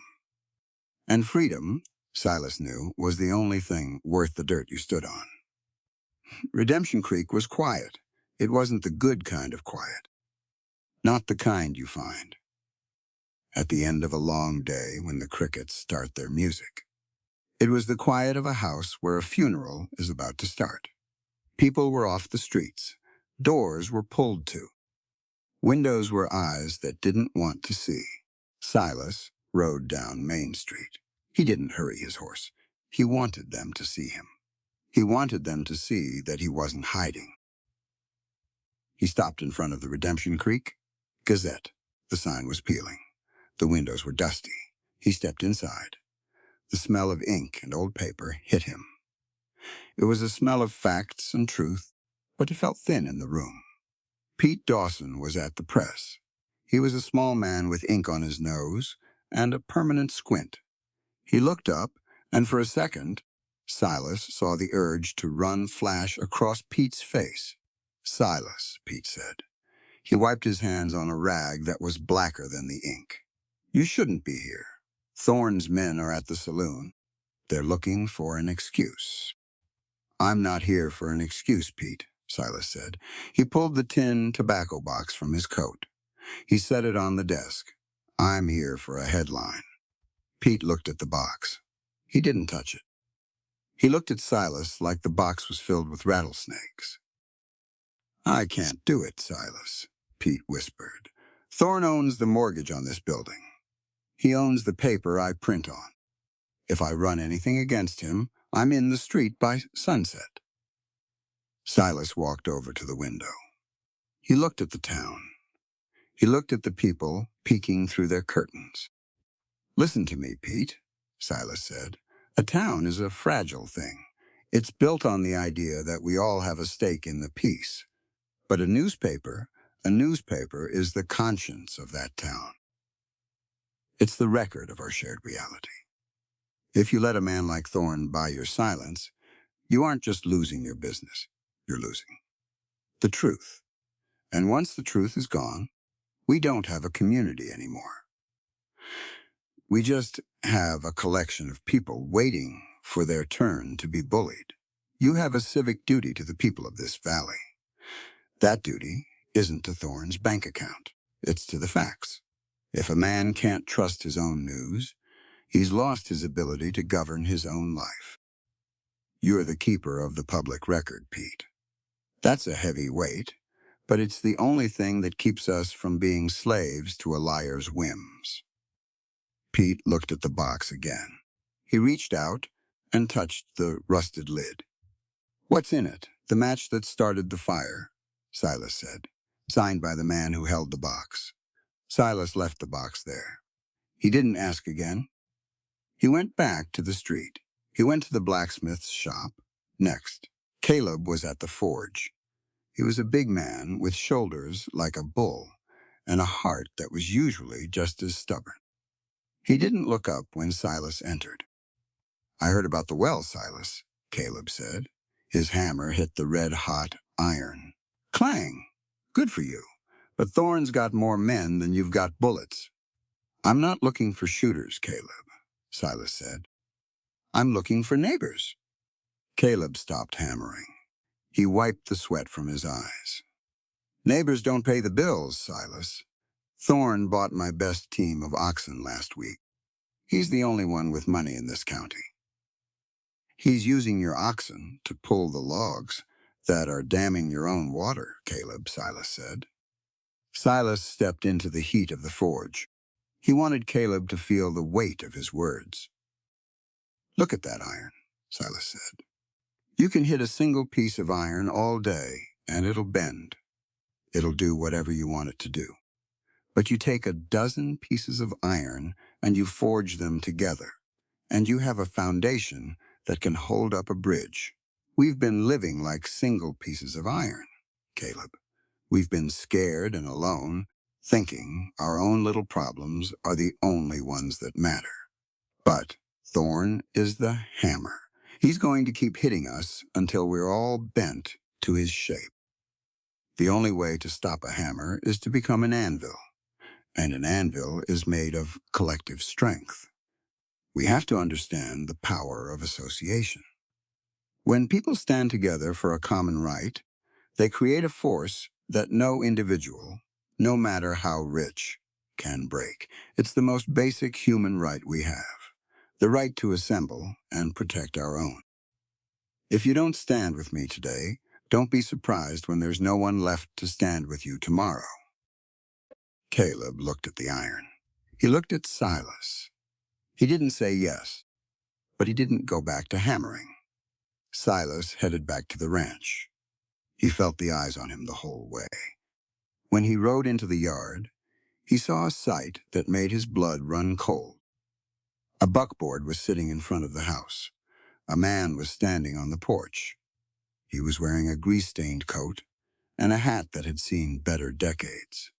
It was Vernon Calloway, Clara May's uncle, the man who smelled like cheap whiskey and bad intentions. Standing next to him was Deputy Miller, a young man with a shiny badge and a nervous habit of touching his holster. Abby was at the top of the steps. She was holding Clara May's hand. Her face was pale, but her eyes were like flint. "What's going on here?" Silas asked. He didn't dismount. He stayed high. "I've got a court order, Sterling," Vernon said. He held up a crumpled piece of paper. "I'm the kin. The girl belongs with family. The judge in the county seat signed it this morning." Deputy Miller cleared his throat. "It's legal, Mr. Sterling. Vernon's the blood relative. We have to follow the order." Silas looked at Clara May. She was trembling.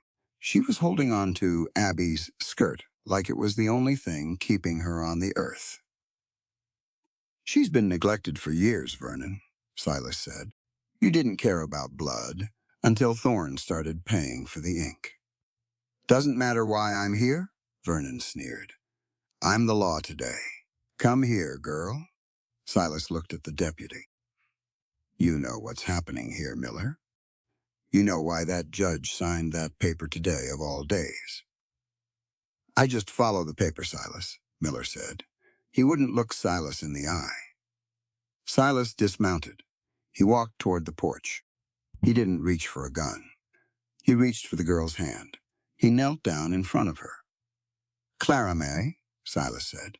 His voice was soft. It was the only soft thing in the yard. "Don't let them take me, Mr. Silas," she whispered. Silas felt a tear sting his eye. He hadn't felt that in a long time. "Listen to me," Silas said. "Today you are going to see the difference between what is legal and what is just. Sometimes men with bad hearts use the rules of the law to do things that are wrong. They use the power of the state to hide behind a piece of paper. But a piece of paper can't change the truth of who you are. You are a child of God, and you are a person with your own soul and your own rights. Even if they take you to Vernon's house, they can't take what Abby has taught you. They can't take your mind. And they can't take the fact that I am coming for you. This is a lesson in honor. Honor means doing the right thing even when the law is working against you. I have to let you go today because I gave my word to follow the peace. But my word also means that I will never stop fighting for your safety. You hold your head high. You remember your lessons. You are not a victim. You are a Sterling in your heart, and that is a fortress they can't touch." Clara May looked at him. She took a long, shaky breath. She let go of Abby's skirt. She walked down the steps toward Vernon. "That's a good girl," Vernon said. He grabbed her arm. "You touch her with a mean hand, Vernon," Silas said, "and there won't be a court in Texas that can find enough of you to bury." Vernon flinched. He shoved Clara May into the buckboard. Deputy Miller tipped his hat to Abby, a gesture that looked sick in the light, and they drove away. The yard fell into a heavy, terrible silence. Abby sat down on the top step. She didn't cry. She just stared at the dust where the buckboard had been. "He took her," she said. "He took her body," Silas said. "He hasn't taken her." Hattie Mae came out of the house.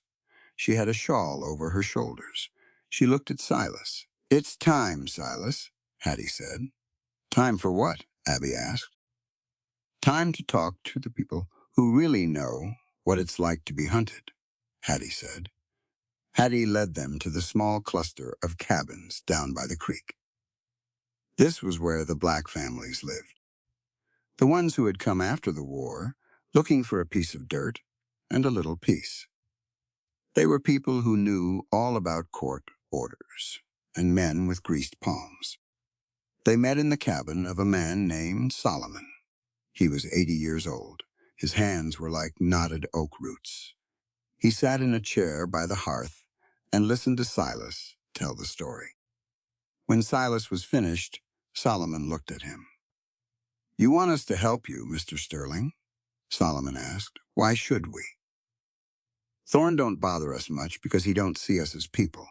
If we stand with you, we become targets. We've spent our lives trying not to be targets." Silas looked at the gathered faces.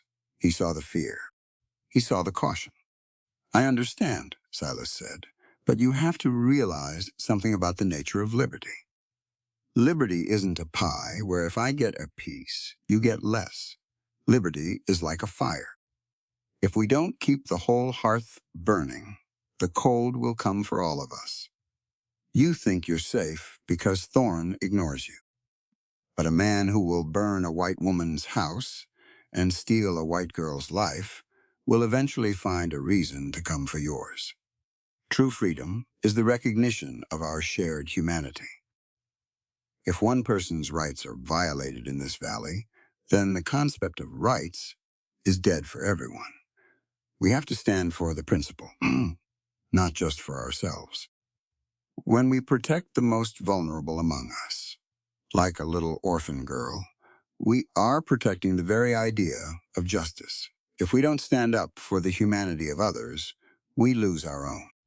We aren't just fighting for a ranch. We're fighting for a world where a badge and a piece of paper can't be used to destroy a soul. Solomon looked at the hearth. He looked at Hattie. "The boy Marcus," Solomon said. "He can read. He'll sign your paper." "I'll sign too," a woman named Clara said. One by one, they stepped forward. Silas walked back to the main house with Abby. The moon was rising. It was cold. "We have the names," Silas said. "But we don't have the girl," Abby said. "We will," Silas said. He went to the porch. He looked at the empty chair where Clara May usually sat with her slate. "Abby," Silas said. "Yes? You told me once that education is an inheritance." "It is." "I want you to teach me something tonight," Silas said. "What?" "I want you to teach me how to write a declaration," Silas said. "Because a declaration isn't just a list of complaints. It's a statement of existence. It's a group of people saying, we are here, and we have rights that you didn't give us, so you can't take them away. I want Thorn to see that he isn't fighting a cowboy anymore. He's fighting a people. And the people who know their worth are the only thing that can truly change the world." Abby looked at him. She saw the change in him. He wasn't the broken marshal anymore. He wasn't the silent rancher. He was a man who had found his voice. "Get the paper, Silas," she said. They worked late into the night. The lantern flickered. The wind whistled. In the distance, a coyote howled. It was a lonely sound. But inside the house, the scratch of the pen was the sound of a new world being born. Silas Sterling looked at the words on the page. They were strong. They were rhythmic. They were the truth. He thought about Clara May in Vernon's dark house. "Hold on, little girl," he whispered. "The morning is coming." And Silas knew that when the sun came up, Redemption Creek was going to find out exactly what happens when the quietest man in the valley finally has something to say. And for the first time in 7 years, Silas Sterling wasn't afraid of the cost. He was only afraid of being silent, and that was a fear he had finally learned how to kill. The press made a sound like a heartbeat. Clack thump, clack thump. It was 5 in the morning in Redemption Creek. Pete Dawson was sweating. He hadn't slept. His eyes were redder than a Texas sunset. But he didn't stop. He couldn't. He was feeding the truth into a machine, and the machine was hungry. Silas stood by the door. He had his Winchester leaned against the wall. He didn't think he'd need it. Not yet, but a man who's been a marshal knows that peace is just the time between two storms. You doing okay, Pete? Silas asked. Pete looked up. He held up a damp sheet of paper. The ink was still wet. It looked like black blood. The headline was huge. It didn't whisper. It screamed. The Fire of 71. The truth about the Sterling Ranch. I'm scared, Silas, Pete said. He didn't hide it. My hands are shaking so bad I can't hardly lead the type. If Thorne's men come through that door, I'm a dead man. Silas walked over. He put a hand on the printer's shoulder. It was a heavy hand, a steady hand. Listen to me, Pete, Silas said. A free press is the only thing that keeps a democracy from turning into a kingdom. Without a mirror to show the world its own face, the people in power start to believe they are the only ones who matter. You aren't just printing a story today. You are performing the highest act of a citizen. You are holding the powerful accountable to the truth. If we let fear stop us from speaking, then we have already handed our freedom over to the bullies. The risk is high, Pete. I know that. But the cost of silence is higher. It's the cost of your soul. A man who won't speak the truth when it matters is just an empty suit waiting for someone else to tell him how to think. Pete nodded. He took a deep breath. He went back to the press. Clack thump, clack thump. By 8 o'clock, the paper was on the street. Abby was there. She was handing them out to the people coming into town for market day. She didn't look like a Boston teacher anymore. She looked like a soldier. She didn't argue. She just handed the paper over. Read it, she said to the blacksmith. Read it, she said to the baker. The town began to change. You could feel it in the air. It was like the pressure before a tornado. People stopped walking. They stood on the boardwalks. They huddled in small groups. They pointed at the copied contract. Thorne's signature, clear as a bell, ordering the destruction of a home. By 9 o'clock, the black carriage appeared. Thorne didn't look happy. He looked like a man who had found a snake in his bed. He stepped out of the carriage in the middle of Main Street. Fitch was right behind him, clutching his briefcase like a shield.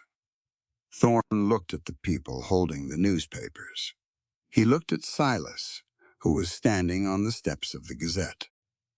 This is libel, Sterling, Thorne shouted. His voice was loud, but it had a tremor in it. I'll have this town shut down.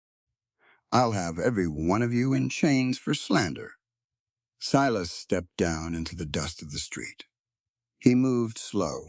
He moved like a man who had all the time in the world. He stopped 10 feet from Thorne. Libel is when you tell a lie to hurt a man, Thorne, Silas said. His voice wasn't loud. It didn't need to be. The whole street was silent. The truth is just a reckoning. That paper in your hand, that's your own handwriting. That's your own greed. You didn't just buy land. You bought the deaths of a woman and a child. And you did it for a straight line on a map. Thorne looked around. He saw the faces of the townspeople. He saw Caleb, the blacksmith. He saw Solomon and Marcus from the creek. They weren't looking down at the dirt anymore. They were looking at him. I brought the railroad, Thorne yelled. He was looking for an ally in the crowd. I brought the money. I brought the future to God-forsaken dust hole. Abby stepped forward. She stood beside Silas. Listen to the governor, everyone, Abby said. He wants you to believe that progress is a God that requires a human sacrifice. He wants you to believe that the economy is more important than the law. But he is wrong. A civilization is not measured by the speed of its trains or the gold in its vaults. A civilization is measured by its justice. If a man can kill and steal to achieve his ends, then we have no society. We just have a jungle with better clothes. We have a moral obligation to reject any progress that is built on a foundation of blood. If we accept his money while we ignore his crimes, we are just as guilty as the man who held the matches. True prosperity is the result of honest labor and fair dealing. Anything else is just a heist with a fancy name. Thorne sneered. He looked at his two hired gunmen who had stepped up behind him. Their hands were near their holsters. "You're a dreamer, woman," Thorne said. "The world doesn't work on justice. It works on power, and I have the power here." He turned to the gunmen. "Bury them, both of them, and find that girl." The gunmen started to move, but then a small voice broke the tension. "I'm right here."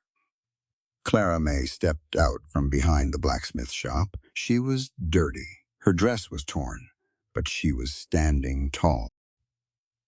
Beside her was Marcus. He had been the one to get her out of Vernon's house in the middle of the night. She walked into the middle of the street. She stood right in front of Thorne. "You killed my daddy," she said. The crowd gasped. Thorne froze. "I don't know who you are, girl," Thorne hissed. "My daddy was Robert Calloway," she said. Her voice was steady. "He worked for you. He saw you sign that paper. He told my mama he couldn't live with the secret. Then he died in a hunting accident. You thought no one would remember, but I remember. Mama made me memorize his words before she died. She told me that the truth is a debt you owe to the people you love. I'm here to pay that debt." Thorne looked at the girl. He looked like he wanted to strike her. But he couldn't move. The town was closing in. Caleb was there. Solomon was there. Marcus was there. They didn't have guns. They had their presence. They had their shared resolve. "Get out of the way," Thorne screamed at the gunmen. "Do something." The gunmen looked at the crowd. They looked at Silas, who was finally holding his Winchester at his hip. They saw 30 men and women who had decided they were finished being afraid. The gunmen backed away. They weren't paid enough to fight a whole town. "It's over, Thorne," Silas said. "You have no authority," Thorne cried. "You're a washed-up marshal with no star." "Maybe," Silas said, "but authority doesn't come from a piece of tin on your chest. True authority comes from the consent of the governed and the adherence to the truth.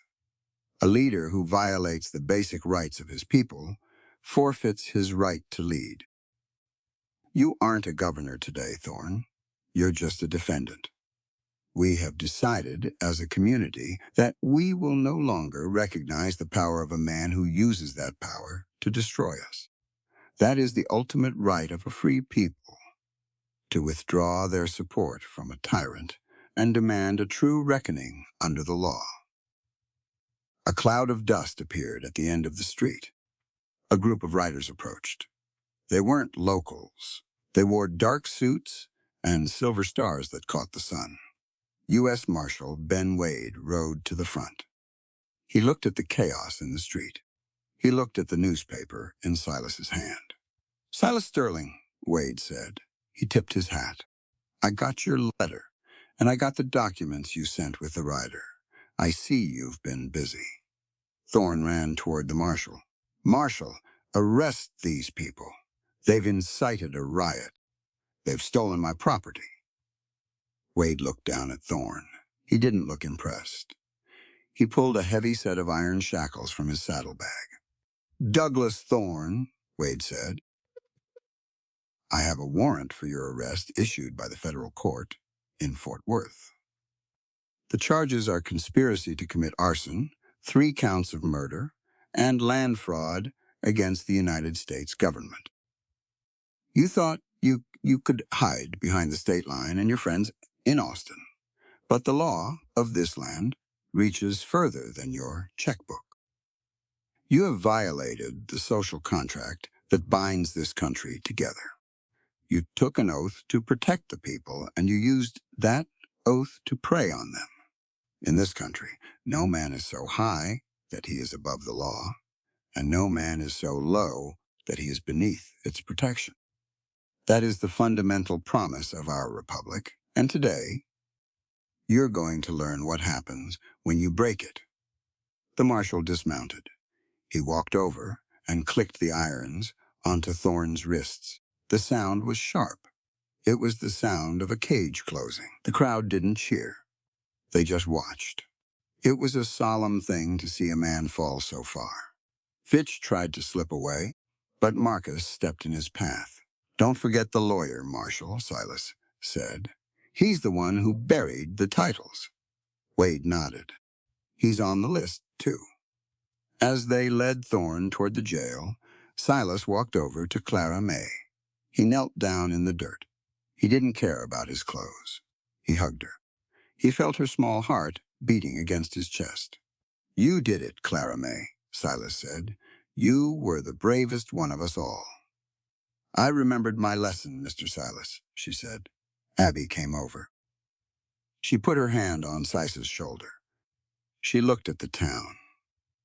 The people were talking to each other. They were helping Pete clean the ink off his hands. They were shaking Solomon's hand. What happens now?" Abby asked. "Now the hard work starts," Silas said.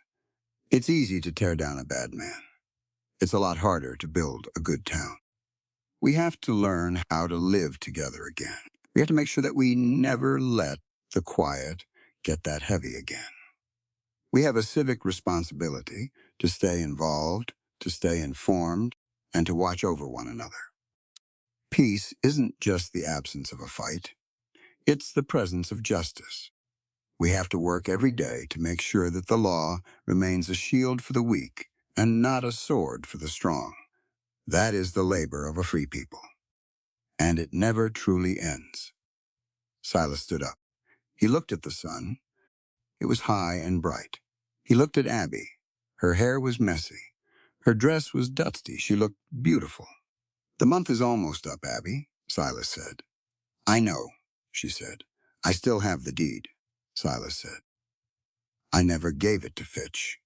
What are you going to do with it?" Silas looked at the ranch in the distance. He looked at the girl.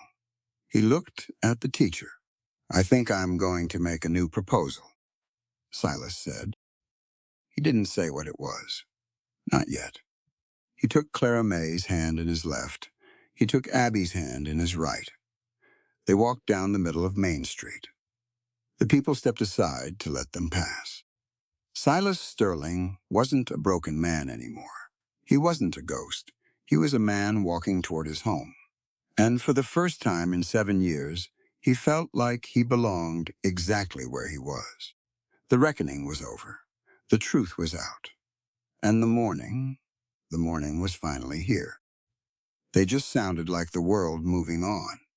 And Silas Sterling was ready to move with it. The dust in Redemption Creek had finally begun to settle. But the air felt different. It didn't have that heavy, metallic taste of fear anymore. It tasted like rain was coming, real rain. The kind that heals the dirt instead of just drowning it. 3 days after the marshal took Thorne away, the ranch was quiet. It was the good kind of quiet. The kind you find in a church after the service is over, when the light is coming through the windows, and you feel like you can finally breathe without permission. Abby was in the guest room. I could hear the rustle of her dresses, the soft thud of her trunk lid closing. It was a sound that made my chest feel like it was being squeezed by a cinch. She had done her job. The month was up. The girl could read. The villain was in chains. I went into the house. Hattie was in the kitchen, humming a tune I hadn't heard in years. She looked at me. She saw the look on my face. She didn't say a word. She just pointed toward the hallway with a wooden spoon. I knocked on the doorframe. Abby turned around. She looked tired, but her eyes were clear. She looked like a woman who had finally put down a heavy pack. "The stage leaves at noon tomorrow," she said. Her voice was steady, but she didn't look me in the eye. "I know," I said. The creditors for James, they've been satisfied, she continued. With Thorne's assets frozen and the fraud revealed, the trust has been dissolved. I don't owe anyone a cent, Silas. I can go back to Boston. I can start over. I leaned against the door. I looked at the trunk. Is that what you want, Abby? To go back to a place that sold your home from under you? She sat down on the edge of the bed. She smoothed the fabric of her black skirt. I don't know what I want. I just know that the contract is over. I stayed. You kept your land. We won. I walked over to the window. I looked out at the north pasture. The surveyor's stakes were still there, but they didn't look like teeth anymore. They just looked like sticks in the mud. Abby, I said, look at me. She looked up. Listen to me, I said. A man can win a battle and still lose the soul of the thing he was fighting for. We saved this dirt. We saved this house. But a house is just wood and stone. It's a shell. If there's no life inside it, it's just a monument to what's gone. You see, the most important lesson I've learned this month isn't about law or land. It's about the difference between surviving and living.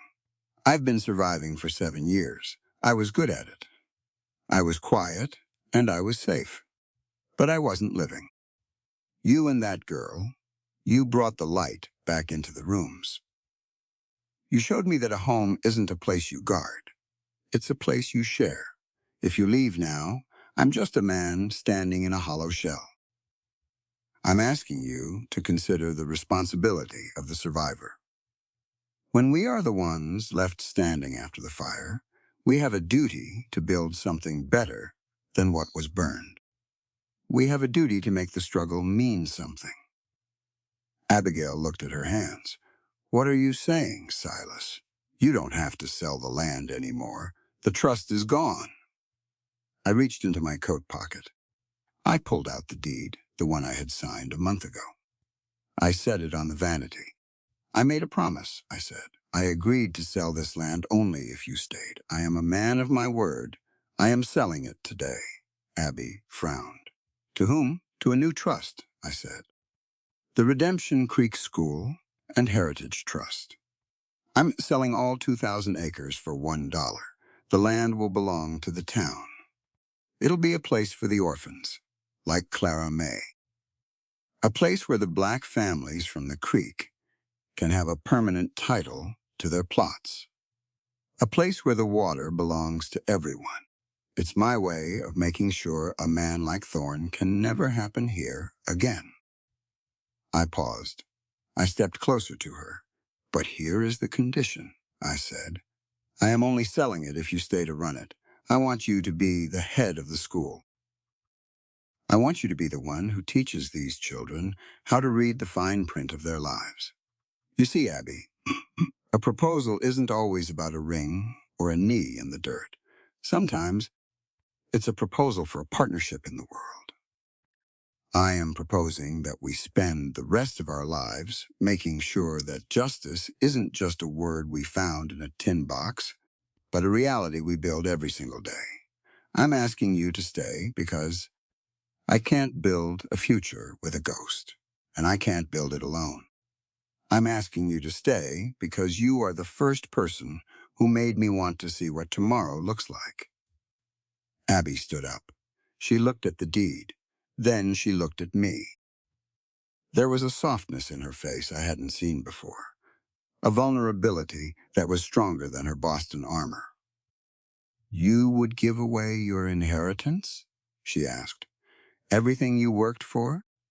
It's not an inheritance if it's a cage, Abby, I said. True wealth isn't measured in the acres you fence in. It's measured in the impact you leave on the souls of the people around you. I want my legacy to be the laughter of that girl and the education of this town. I want to be a man who is remembered for what he gave, not what he guarded. That is the highest form of human purpose. To sacrifice the ego for the sake of the community. I don't need 2,000 acres to be a man. I just need a reason to wake up and a hand to hold. The door creaked open. Clara Mai was standing there. She was holding her slate. She had written something on it in her best handwriting. "Please stay." She looked at Abby. She looked at me. "Mr. Silas said he'd teach me how to ride Jacob today," Clara May whispered. "But he said I had to ask you if it was okay, because you're the one who decides what's important." Abby looked at the girl. She looked at me. She reached out and touched my hand. Her fingers were warm. "I don't think Boston has anything I need anymore," Abby said. "Is that a yes?" I asked. "It's a yes, Silas," she said. "But you still have to teach me how to ride, too. I won't have the girl knowing more than the teacher." I laughed. It was a sound that felt like it had traveled a long way to get out of my throat. I picked up the deed, and I handed it to her. "Then it's settled," I said. "We have work to do. And that's the final lesson for today, Clara May. Love isn't just a feeling you have while you're sitting on a porch. Love is a verb. It's the work you do for someone else. It's the choice to stay when it's easier to leave. It's the commitment to build a life out of the dust. We've stopped surviving. Today, we start living." We walked out onto the porch together. The sun was setting over the panhandle. It was big and orange and beautiful. I looked at the garden. The roses were pruned.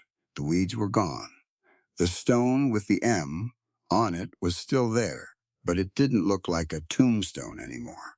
It looked like a foundation stone. We sat on the steps. Clara May sat between us. "Will we be happy, Mr. Silas?" she asked. "Happy is a fickle thing, child," I said. "But we will be just. We will be honest. And we will be together. And in this world, that's a hell of a lot better than just being happy." And Silas Sterling knew that his proposal hadn't just changed the deed to the land. It had changed the deed to his soul. He was a cowboy. He was a partner. He was a man who had finally learned how to stay. And as the stars came out over Texas, he realized that the best stories don't end with a sunset. They end with the light in the window staying on. 2 years is a long time in the West, but it's a blink of an eye when you're building a world.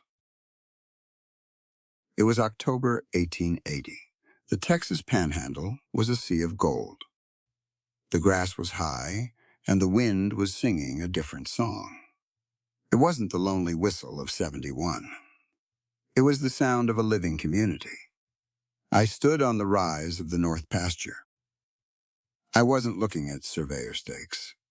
I was looking at the Sterling schoolhouse. It was built of whitewashed cedar. It had a bell that rang every morning at 8. It was a sound that told the whole valley that the dark days were over. Abby was at the bell now. She was wearing a dress the color of the sky. She looked younger than the day she arrived in that black carriage. She looked like she belonged to the earth. She looked like she belonged to me. Clara May was leading a group of younger children toward the school. She was 11 now. She had grown tall and strong. She didn't look like an orphan anymore. She looked like a leader. She was carrying a stack of books, like they were the most precious cargo in the world. I walked down the hill. Jacob was trailing behind me, his reins loose.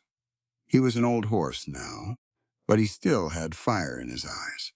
I met Abby on the porch of the school. She leaned against the railing and waited for me. She always waited for me. "You're late for the assembly, Silas," she said, a smile tugging at the corners of her mouth. "I was checking the fence by the creek," I said. "The one we built together. It's holding fine." We walked inside. The room was full. There were children of all colors sitting at the benches Caleb had forged. There were parents standing in the back: Solomon, Pete Dawson, Hattie May. They were all there. Clara May stood at the front. She was the one giving the speech today. It was the anniversary of the day the trust was signed. She stood behind the podium and looked out at her friends. She didn't have a slate. She didn't need one. She had the words in her heart. 3 years ago, Clara May began, her voice clear and resonant. I was a girl who thought the world was a series of closed doors. I thought that the truth was something you hid in the dirt because it was too dangerous to hold. But I learned better. She looked at Silas and Abby. I learned that a home is not a place you are born, she said. A home is a place you choose. It is a commitment made by people who decide that they are responsible for one another.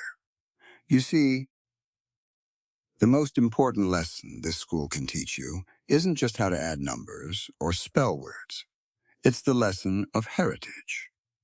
A heritage isn't something you receive when someone dies. It's something you build while you are alive. We are all heirs to the struggle of the people who came before us.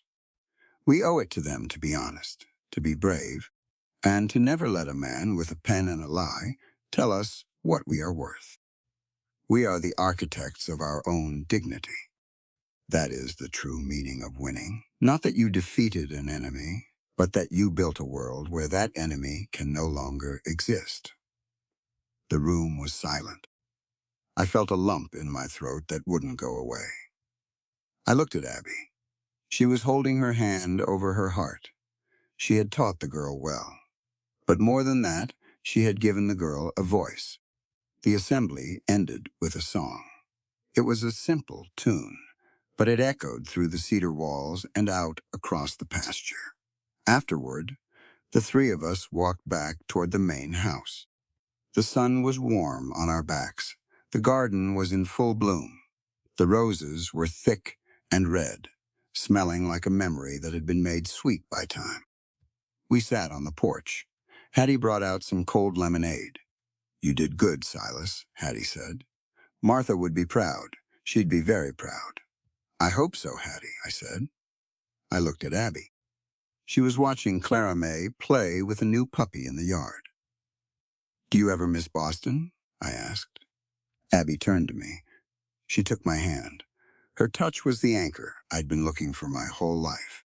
Boston is a story I read a long time ago, Silas, she said. It's a good story, but it's finished. This is the story I'm writing now. And you see, that is the final lesson for us all. We are not defined by the tragedies of our past. We are defined by the choices of our present. We have the power of self-determination. We can choose to be bitter, or we can choose to be better.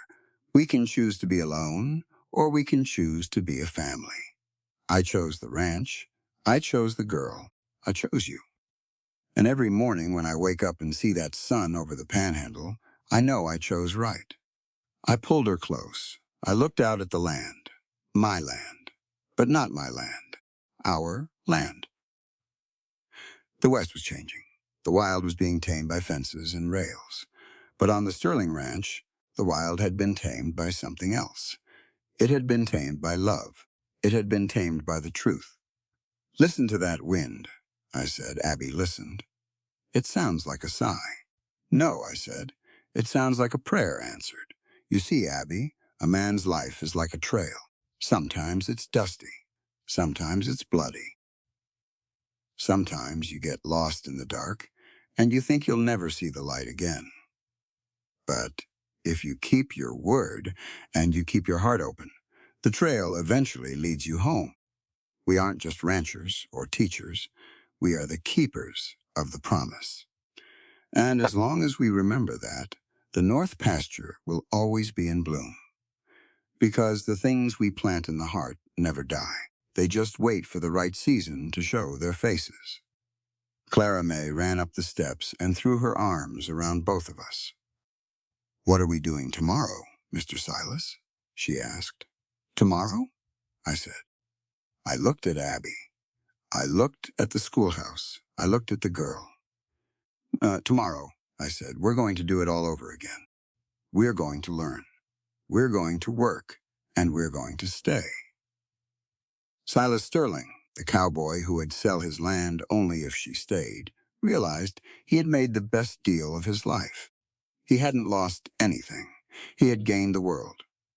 And as the light in the house stayed on and the three of them went inside, the Texas wind finally fell silent. It didn't need to speak anymore. The story was told. The lesson was learned. And the home was real. The cowboy's proposal was exactly what the world didn't expect. It was a beginning. And in the great, wide West, a beginning is the only thing that truly matters. This story exists within the realm of fiction, where imagination shapes reality. Any similarities to real-life individuals, organizations, or events are entirely coincidental. The author does not endorse or represent any real entity through the content of this work. In the end, this story is not only about a lonely cowboy, a frightened orphan girl, or a widow searching for a place to stand. It is about what remains in a person when everything else has been taken away. Silas Sterling loses land, comfort, and the quiet life he tried to protect. But he discovers something far greater than ownership. He finds purpose again. Through Clara May, we are reminded that every child deserves dignity, safety, education, and the chance to believe she is worth something, even when the world has treated her like she is not. Through Abigail, we see that courage is not always born from strength. Sometimes it is born from grief, responsibility, and the decision to stop running from the truth. And through Silas, we learn that a broken heart can still become a shelter for someone else. The deeper lesson of this Western tale is that real wealth is not measured in acres, cattle, money, or power. Real wealth is measured in the lives we protect, the truth we are willing to speak, and the kindness we offer when no one is forcing us to be kind. A ranch can be sold, a fence can fall, and a powerful man can try to twist the law for his own gain, but he cannot own the human spirit unless people surrender it. Silas teaches us that dignity is not something given by the rich or approved by the powerful. It is something every soul is born with. Clara May's journey shows us that education is more than reading letters on a page. It is the key that helps a person understand the world, defend herself, and refuse to be made small. This story also carries a powerful message about justice. Justice does not always arrive quickly, and it does not always wear a badge. Sometimes justice begins with one man refusing to stay silent. Sometimes it begins with a woman opening a book, a child learning to write her name, or a community finally realizing that fear has kept them apart for too long. When ordinary people stand together, even the cruelest power begins to tremble. The story reminds us that truth may be buried for years, but it does not die. It waits for brave hands to uncover it and brave voices to carry it into the light. Most of all, this is a story about healing. Silas thought his life had ended with his loss, but love found him again in the form of a hungry child and a determined woman. That is the quiet miracle of the human heart. Even after fire, grief, betrayal, and loneliness, it can still open. It can still choose mercy. It can still build a family from strangers. And perhaps that is the greatest meaning of all. We do not always get to choose what the world takes from us, but we can choose what we give back. We can give protection. We can give knowledge. We can give forgiveness. We can give someone a seat at the table and remind them they are not alone.